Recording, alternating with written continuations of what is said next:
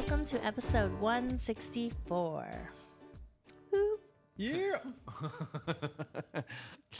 I don't know what to say. I don't know why I'm laughing. Say that again. That was funny. I don't know what. Welcome to episode 164. Yes, 164. Woo. Okay, love right. it. You can tell that we are recording this late on a Monday night, but we have the energy to bring. We have a special guest today, a podcast OG who has been a podcast mentor up close and from a distance for all of us. Mr. Drew Taylor is back, and we're going to talk with him in a moment. But talking about mentors, let's just jump right in. As you review your lives, and as I review my life, who has been a mentor to you, and what was it that they mentored into you? And we'll start with Aaliyah. So most people know I do work with my dad, and I'll have to say he's been the biggest mentor in my life because he got me into the work that I'm doing now. He got me involved with the Casselberry community, so I owe a lot to him for sure. That's very touching. Very, very moving sentiments. Yeah. That's good. It's really sweet. Carlos, what about you? Who has mentored you into the fine man you are today? Well, so it's a tough question for me because I feel like I stand on the shoulders of many giants throughout my life. People who have all woven different bits and pieces into the tapestry that is You. Wow, that is me Wow. currently. It's almost poetic, right? wasn't it? And so I almost feel like cliche for myself, and this is a thing on you, but to say my mom or my dad, just because, you know, they obviously had a huge influence on me, but I was thinking of maybe who else kind of has had a big impact. And I'd say my supervisor at work has been a huge influence in my life in terms of both in my career, but then and a lot of times in my personal life in terms of being a sounding board of, you know, where do I go next and kind of how do I approach this situation, and just having someone who can help me really kind of figure out and take a step back and look at things from a different perspective. So I would say her. I love that. Yeah. I love that. Special person. Well, for me, as Carlos copied Aaliyah, so I will copy him and just say that I am grateful for many mentors in my life whose shoulders I stand on. I was actually out of town last week in Washington State with a very early mentor of mine from England who flew over. We're doing some stuff together, and it was funny to just kind of connect again, eat meals together, and just remember that when I was like 16 and he was like 21, he was speaking into my life back then, and he still is today. And that was a special trip, and I'm grateful for the mentors. His name was Matt, and so I honor him. Robin, what you got? Well, I guess I can't say myself, but Yeah, the mirror, the man in the mirror. And we all agreed before the episode that we wouldn't say you, I but know, that was I our know. first It goes answer without for everybody. saying. Yeah. I understand. It's implied. It's right Yeah. now. Not to be all sappy, but Andy gets a small part of this. Robin. He's been, even though he's kind of mean tonight, but you know, that just proves you can't worship your mentors. Yes, never put anyone on a pedestal. They will fall off. In the sake, I just have to remain vague on this for legal reasons, but this nameless individual is actually the reason I am here doing this and most of the jobs I do. So we'll give shout outs to that person, even though I'm the only one who knows who he is. Mystery man, we honor Individual, you. yes. Yes, okay. So again, as you say, we stand on the shoulders of giants, and we are who we are because of those around us. So for our news story this week, we have some great news to share from our very own middle school, South Seminole Academy. Recently, I received an email from some of the staff there that was sent to a group of us, and it's been since approved by the school board, so it's all kind of legit, and we know what's happening. But our middle school, South Seminole Academy, has been awarded a government grant, get this, for $5.8 million over the next 5 years. That's just over 1.1 million every year. And that money is going to our school because it is a magnet school. That means some of its programs have a special emphasis in a special field. Ours is law and leadership. And this money is going to enhance those programs and to enhance the experience of the students. Now, our school board does a great job of kind of investing in some property. They try to be on the cutting edge of things. But that is a big infusion of money into our local school. It's going to benefit our local students and families and ultimately labor force and the whole thing. What are you guys thinking about that? I think it's awesome. I've volunteered there a few times with the different programs that they have. And I'm like, man, if I was a kid, I would love to do, these fun activities and have a full day of talking to business leaders. So they're already doing such amazing things for their students. So I'm excited to see what will develop over the next 5 years. Yeah. Likewise, I agree. No, I mean, any opportunity to fund education is a win in my book. Yep, absolutely. And how blessed and fortunate we are right here in Casselberry. Some folks have done a lot of hard work, I'm sure, to apply that grant. It's not coming from local source, but it's coming from, I believe, federal sources. And I need to talk to someone to find out exactly what they're going to do and how they're going to make that investment. But Carlos, as you said, I think that was a great summary. An investment in education is always a good investment. Let's all use our education now as we shift gears, or maybe let's all turn off our educated minds as we share our dad jokes of the week. Let's put Carlos on the spot, and we'll let you kick us off today. Carlos, what you got? All right, so... And remember that listening to this episode is our dad joke OG, Drew. So there's a high bar for all of us. So now the pressure's on. Drew, actually, I should have said low bar for all of this. Well, Drew may already know this one. So what does James Bond's doorbell sound like? What does James Bond's doorbell sound like? It says dong. Ding dong. Ding. Ding dong. That was good. That was good. That was my James Bond accent, Robin. Very good. Robin, what do you rate that joke? 7.5. 7.5. That's good. All right. Out of 5. That's amazing. Sure. I love a delusional king. All right, so I'm kind of freaking out right now because I've just been scrolling for miles, and I feel like what I'm about to deliver is not This good. is what Drew used to do. I'm gonna say it because That is not true. Can't rebut it, but I will rebut it for him. That is not true. all right. You All just right. Googled it. But you know what? Just go, all you. All right, so how do trees get on the internet? How? They log in. Oh! Okay, I like that one. Good. Okay. Rating out of 10? 8. Oh, yes. I beat Carlos this week. He beats me every week. It's okay. That was a really good one. So Robin, do you have your 9 or 10 scorecard out for my joke? Let's see what you got. All right, okay. Do you know what a diddly squat is? No. It's an exercise for lazy people. Oh, that's what you do every morning? Boom. Okay, I'm gonna tell you another one because you messed up my joke. Okay. Okay. Okay. Little soft drink joke. I was supposed to get 6 Sprite cans, but I had to pick 7 up. Okay. Yes! All right. was You good. get That was a an 8 genuine laugh. also. 8 also. Okay. Yeah, also. Joint winner. Sorry, Carlos. it's okay. I love it. Okay. I'm proud of you. We have celebrated. 7.5 is still a very respectable score, just so you know. It Thank is. you. We have celebrated our mentors. We have shared some good news. We have told each other jokes.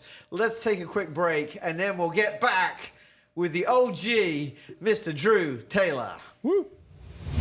Welcome back to the best part of the show. Boy, do we have a treat with you. We are bringing back a What's Up Casselberry OG, Mr. Drew Taylor. Drew, how are you? This podcast has increased significantly since you left.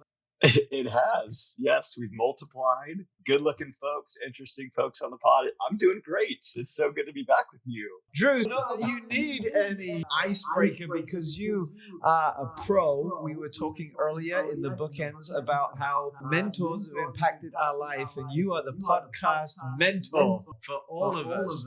However, we'll start with some icebreakers. The very first question: what do you miss most about seeing Robin more frequently? Oh, great question, Andy. Well, as you recall, really appreciate the fact that Robin always had my back when it was the three of us, because most of the time it was you kind of making jokes at my expense, and Robin was always quick to defend me. So I missed that about Robin. I felt like I always had new and interesting information about snakes from her pet snake, and that's just a hole in my life right now. So Robin, anything off the top from us getting back together that you could share regarding your snake? Snakes are great. He's 22. Wow. 22 years young, yes. Oh, he could drink alcohol now. Nice. Exactly. Yeah. Don't give Robin any ideas. So Drew, you know the drill with the questions. If money, time, and availability were no object, who, living or dead, would you most like to interview? Yeah, that's a great question. It took me a little bit to think of that answer. Really, what came to mind, I am a history undergrad major. And so I'm just thinking of a historical figure. And Ulysses S. Grant came to mind. I did a book report on him in like sixth grade. And yeah, just feel like that it would be really interesting to talk to somebody that lived during a wartime period, but particularly the Civil War and all the implications it had, and kind of trying to bring the country together. So that was who I came up with, Ulysses S. Grant. And I heard he's short, on the shorter side, so I maybe have a strong presence around him.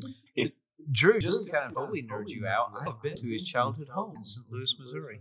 Oh, well, I will say, having recently, us lived through the hurricane and the remnants of the storm, and many people having loss of power and all, I often think whenever the power goes out, just how soft we are as human beings compared to people like Ulysses S. Grant. I'm sure on that farm, it was a log cabin or something like that. Obviously, no electricity, and just life was much harder then than it is now. And I every time the power goes out, I think about that. I'm just like, man, what would I do if we didn't have power and had to live like those days? So thankful for electricity for sure.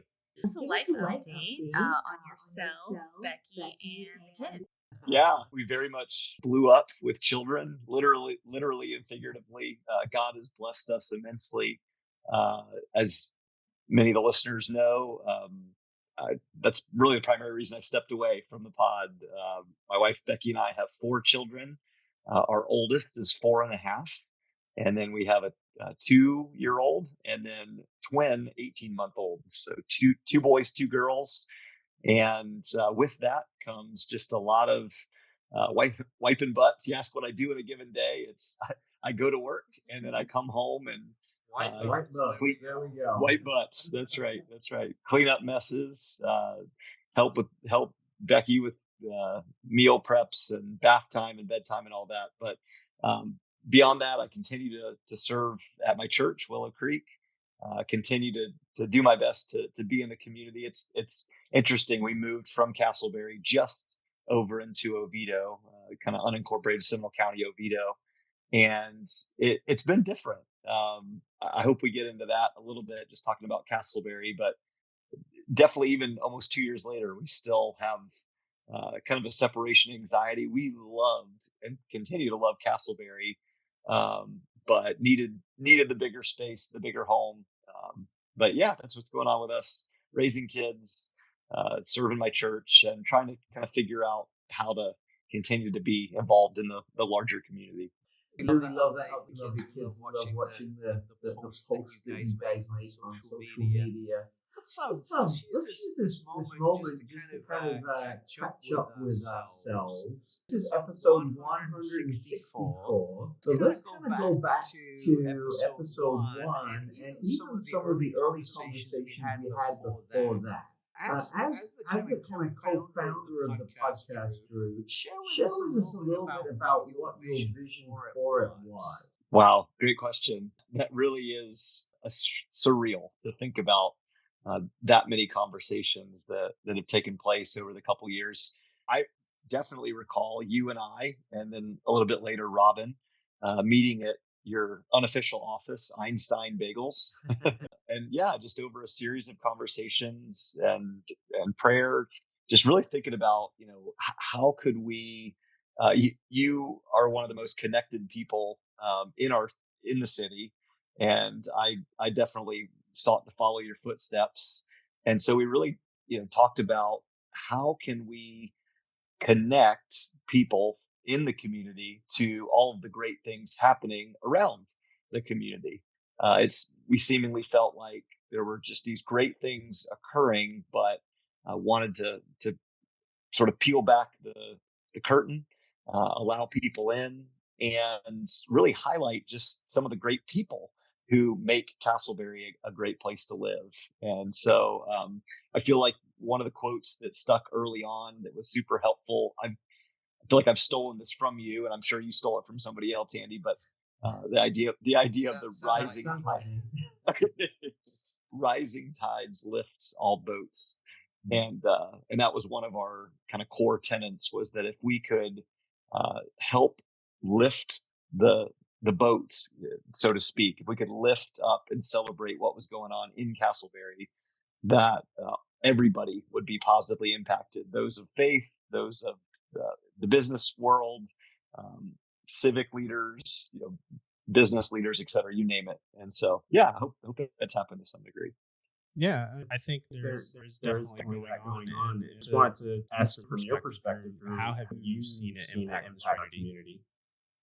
I would say first and foremost, just it's now a talking point, that there are enough people around that, I remember just sort of dropping that nugget. Hey, did you know? And the joke Andy and I would always make is, did you know that we have the fastest growing podcast in Casselberry, Florida? But getting the opportunity to speak with different groups of people and individuals, one of the positives, Carlos, was just the ability to be able to share that this was a resource for the city. And I found I was blown away with really the access that this podcast has and continues to have. People that we really didn't think either A, would have been interested in having discussions with us, or B, have the ability, have jumped on board. Alia, I feel like you were one of those that it was like, hey, will Edward Jones even sort of allow this to happen? And there was some back and forth, and then next thing you know, you came on, and literally, I think like right after you left us that day, I told Andy, I was like, we need to have her on more often. So I'm glad that this has come to you being a co-host. Yeah. Yep. That's been a cool part is just, having it's been a slow, steady build, but just having the connections all over the town through the podcast medium. So you're a What's Up Casselberry OG. So advice do you want to give to your successors? I've got a lot to tell Andy about what he can improve. We have time. But for the sake of time. No, it's funny. I actually, Andy and I were together. There's a gentleman we've had on the pod before, Tom Egebrecht, who's a former minister at Ascension Lutheran, and just a very creative guy. He was actually the one that I don't know for you, Andy, definitely for me, even introduced me to what a podcast was. And I think I would say to you guys is actually a piece of advice I heard from another podcast I listened to relatively recently. It was basically, no matter what you do, you have the ability to improve upon that thing. And y'all, first experience, I don't know how many podcast episodes the two of you have done since joining 14. the 14. Okay. So yeah, I can imagine from the first episode to now episode 14, you've gotten more comfortable with the mic, kind of gotten comfortable with the format and all. And if anything, that would kind of be my advice. Andy and I joked for a long time that like, Robin, you were key in making us sound better than we are. But we did improve incrementally over time, just in comfort and familiarity and just the jovial spirit of us. And I think that comes through when you listen to the episodes. One thing I will tell you is I always go back and I listened to all the episodes that I co-hosted, and man, talk about hearing your voice and like kind of cringing. It's brutal to actually physically hear your voice on being taped, but thankfully the guests seem to be okay with our voices. Honestly, I'm not even joking here. Honestly, I think I learned that I'm really not that interesting of a person. And what I mean by that truly is just being there to facilitate and listen and learn from other guests that are on the podcast. I really just learned that, I, I think probably too highly of myself at times, and think that maybe I have the correct answer or the correct point of view, for example, on a particular topic. And we had people that were very different from me, in various ways. And yet every single conversation, I honestly would say I learned something about either myself or about, other people, or heard an interesting anecdote or story. So that, I think that's the main takeaway from my time on the podcast, was just that, yeah, I kind of went in thinking like part of my job was to educate, our listeners on the things that I know.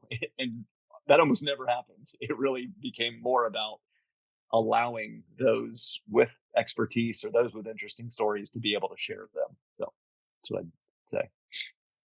For me, one of the things that drew me to the podcast when I first heard about it and started listening to it was just how, like you said, just the different guests and how everybody had these really cool insights and really cool just backgrounds, and how, I don't know, it was just really awesome, and especially to know that all these people are our neighbors, and they're making an impact here in our local community.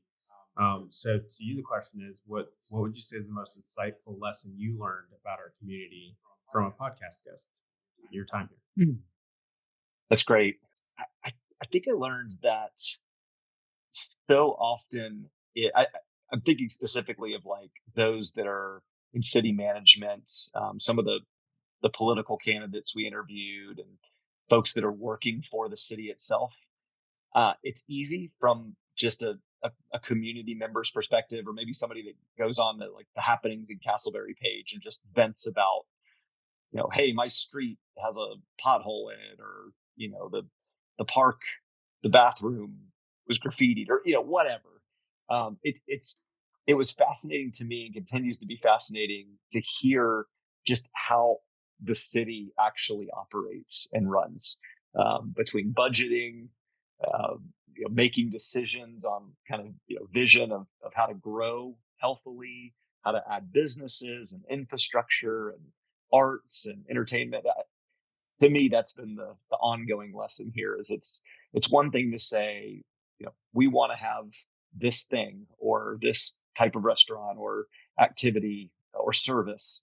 It's another thing to actually see that come to fruition, and how many different folks have to work together. And for the city, right, to the citizens to have, one of the blessings we had quickly was just that, talking about the bond referendum with the parks, and the monies that were voted upon by the citizens to be allocated for the park improvements. And yeah, I recently I drove past Worst Park, and I actually forgot that it was like under construction. I was going to pop in there with my son for a little bit and realize like, oh yeah, this is on the plan to improve and totally renovate. And I know that's already happened at Secret Lake, and we go to Secret Lake Park a lot. My son loves to fish, and that's been a fun little spot for us. And so yeah, just to see the different hands and aspects of how a city becomes a city, and projects become finished, continues to be pretty fascinating. No, for sure. I love seeing that, and I do land development, so I love seeing how stuff comes together and being able to visit it after it started as a back of the napkin sketch, and then Yes. turns into something that you can visit with your family and enjoy as a community. Going back to some of the early days, we didn't know what we were doing. I would say we probably still don't. But we gave it a chance anyway, and we did something we didn't know what to do, and it's kind of working out. What advice would you give to someone who's afraid to start something new? Really, I think it's just putting pen to paper and just starting. Like I said, you'll always be better after you begin to try something and to do something. Um, I think, for example, in our family right now, we're making some health goals. Having 4 little kids at home, I'm pretty much beat every day. So is my wife, and we really found ourselves just really being, kind of spent and lazy, and but kind of mentally saying, well, we want to be active. We want to get in better shape. And that really seems overwhelming. But one of the things that really Becky has done, I give her all the credit for it, but just was she literally found a plan and then just did day one. And then once she did day one, it was, we collectively encouraged each other. It was like, all right, day 2, here we go. So I think that would be the advice, would be just don't overthink it. Obviously put some thought and plan to what you're doing, but don't be driven by fear or thinking you have to have everything all perfectly laid out before you start a new endeavor. Just start it. Mm-hmm. Hopefully that's helpful. Even as simple as we're in the mode right now, it's tight. Just get your shoes on. I say that a lot. Just get your shoes. Start there. Yeah. So you've been involved and around the city for many years now. I think you honestly might have been one of the first people I met when I started getting involved in the city. I met you as the fellow Gator grad. Go Gators. Yes, Absolutely. exactly. So if you had a megaphone to the people of Casselberry, what is one thing that you would want them to know? I've heard this answer from so many other people that we had on the pod. I'm trying to think of my unique answer. Really, probably just, it is actually incredibly accessible city. And what I mean by that is, if you have a heart to serve, to learn about a particular area, to serve on a local board or a not-for-profit, just get involved. That would be my encouragement. There are tons of opportunities to learn about the city, to serve the city, to build something new in the city. Uh, I came from a town, Brooksville, over in the West Central Florida area, that is, historical, and there's families that go back, 5, 6, 7 generations. Castleberry doesn't feel like that. It really feels like a place that's continuing to find its identity. And so I would want the citizens, hey, if you move here, like, get involved and be a part of helping shape where the city is going. That's good advice. And you have done that too through your involvement, stepping into some spaces. Drew, you know what I'm going to say next? We are out of time. It has been great to have you back. But just in closing, how can folks connect with you, keep up with you, and find out what's happening around you? Well, I would love to hear from any of your listeners, particularly if you have a dad joke, which is probably my defining legacy from the pod. I was very intentional about not bringing you in for that. Very fair. Yep. Andy wins most of those, but no, you can reach out to me through Facebook, through Taylor. My email's dtaylor@willowcreekchurch.org. I'm the associate pastor at Willow Creek Church, right there on Seminole or East Lake Drive. And would love to connect with anybody. So if you see me out in public, I will be hands full, literally, with a couple kids, most likely. And you can just grab a kid and help me for a minute. That'd be appreciated. Drew, it was good to hear your voice again. Thank you for joining us. Thank you for who you are. We loved hearing from you, and we love how not only is your family growing, but how you and Becky are raising those kids so well. As we prepare to wrap up, you've inspired us but I'm going to throw it to Aaliyah, who is going to share some words of inspiration from a hero of mine. All right, so this is Winston Churchill, and it is, to improve is to change, to be perfect is to change often, which I think is really powerful. I know, nobody's perfect, but I think we can all strive to constantly be changing and constantly be growing and not stay stagnant. So I think this is a great thing that we can all kind of remind ourselves is, we can't achieve perfection, but we can get close to it by changing often. Thank you, Alia, and thank you, listener, for listening to another episode of the What's Up Casselberry podcast. This podcast is hosted by Andy Searles, Alia Ray, and Carlos Pereiro, and produced by Robin Kepi. For more information, visit us at whatsupcasselberry.com, and until next time, have a great week. Perfect.